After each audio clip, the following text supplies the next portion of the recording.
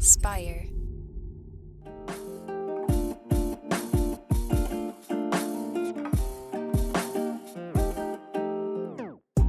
Welcome back to the Kidney Stone Diet Podcast, the show about reducing your risk for kidney stones and living your best life. I'm your host and fellow student, Jeff Saris, and I'm here, as always, with Jill Harris. What's up, Jill? Hello, everybody. It's good to be here. Yeah, so we are going with one of the, I don't want to say hot topics, but one of the things that people are very curious about, and cranberry juice. So does cranberry juice actually help when you have kidney stones? Nah. Okay, No. end of episode. See you next time. But people want to know though. But it's a great question. So, but for UTIs, sometimes doctors will say drink some cranberry juice. Yeah, there's not enough science to say that a cranberry juice cocktail, and don't have the cocktails because there's a lot of added sugar in those. But there's not enough science that says cranberry juice is going to help prevent the UTI. And it's certainly not going to help once you have one. So, we've always got to be careful of these. I'm not going to go in as far as to say that this is an old wives' tale, but a lot of things our grandma has said or our mom has said, sometimes we've got to think, is cranberry juice doing something for me? Let me see if there's any kind of valid source that says cranberry juice is good for kidney stones. And valid, I mean like the major guys, like guys and gals, I don't want to be sexist, Harvard, University of Chicago, Mayo Clinic, not WebMD, not, sweet mama, sexy babies, none of that, .com. You want to look, Penn, the big boys and girls in the medical field. So that's where you want to go. And a lot of them will address things like this. So cranberry juice for an existing UTI, absolutely not. Cranberry juice as a prevention to the UTI, not enough science. If you're for stone disease, no.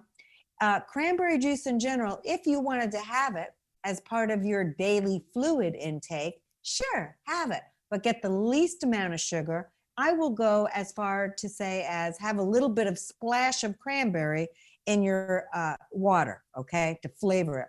Typically, those kinds of things are very high in sugar. So turn it around, Buster Brown. Look at what the added sugar is in beverages other than water. Always turn it around. You're going to be shocked. One soda, one can of Coke is over the added amount of sugar. 37 grams, I think, is in a can of Coke.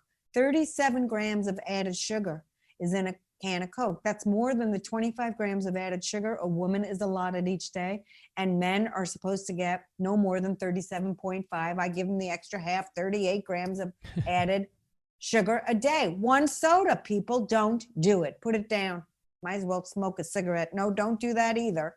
But it's terrible for you. So please, okay? So always look at your juices and any kind of beverage that's not water and see if there's added sugar, and if so, how much, and can it fit into your kidney stone diet goal for that day? Mm-hmm. Yeah, adding a splash to water. I've actually I enjoyed Topo Chico, so the sparkling mineral water with like a little cranberry juice in it. It's just a nice, refreshing drink. It's festive. Yeah. It's festive, right? It's something different. We all need a variety, and I have a nice little article, if you Google it, A Taste for Variety, and it's on Dr. Koh's website, about all the fluids we can drink. And as a matter of fact, you can drink pretty much anything, again, if you don't overdo it. So, alcohol, you can have alcohol and not make kidney stones. You just can't drink a 6-pack every day. Okay. And there's wives' tales about beer. Jill, my uncle, he sat in a tub with his clothes on and a tiara, and he drank a 6-pack of beer, and that beer flushed it right out. Well, was it the beer, or was it he just was drinking a lot? The water would have done the same thing. Okay. So, I say it's the tiara. I'm pretty sure that's what did it. It could have been the tiara. Who knows? It could have been the tiara. There's no science, so we don't really know. I love that, Jeff. All right, I'm done.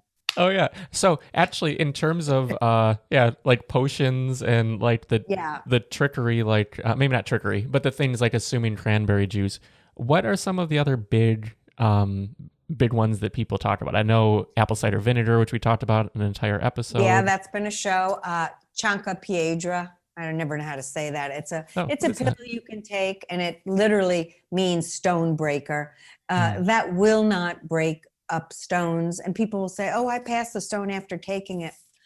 Was the stone already on its way out, and you were also drinking a lot of water with that supplement? I mean, again, I know some of you will say, "Oh my God, the science." I'm just saying, as a nurse, I can't promote any of those things unless we know that there's science backing it up, saying it works.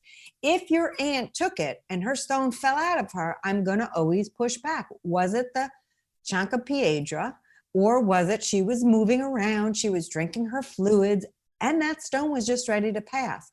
Nothing is going to break up a stone. Think about it, guys. I mean, lots of times you get lasered and it won't even break up your stone. They're that hard.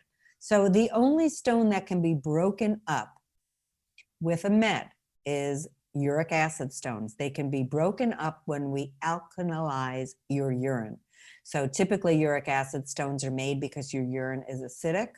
Those crystals thrive in that environment.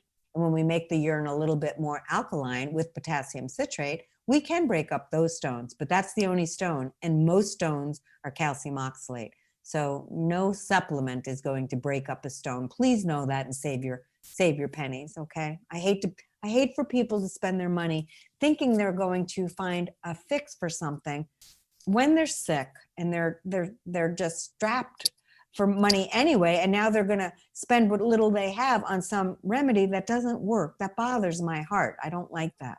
Mm-hmm. Yeah, that's why you have the kidney stone diet. I mean, it's the intervention that is proven to work. It's proven to reduce the risk for kidney stones. And I think you've said in the past by about, even as much as 80% when it's not genetic. Mm-hmm.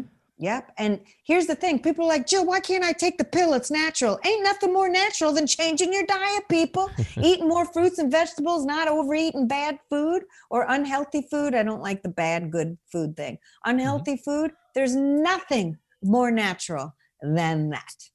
The end. Yeah, and that's perfect. So to learn more, head on over to kidneystonediet.com, where you can find the aforementioned prevention course, and you can find a bunch of free resources, the weekly email direct from Jill to your inbox, where she keeps you on track and gives you little nuggets of info. And if you enjoyed this episode, also be sure to subscribe on YouTube, subscribe wherever you're listening right now, Apple Podcasts, Spotify. And we thank you for all your questions, for sharing this with people that are in your life who may need this as well, because every little bit helps a lot. Yes, thanks everybody. And do share it with people. Everybody knows somebody who's formed a kidney stone. So we really appreciate that you come and try to learn about your health and make some good, healthy lifestyle changes. So thank you for that. Absolutely. So we will see everyone next time.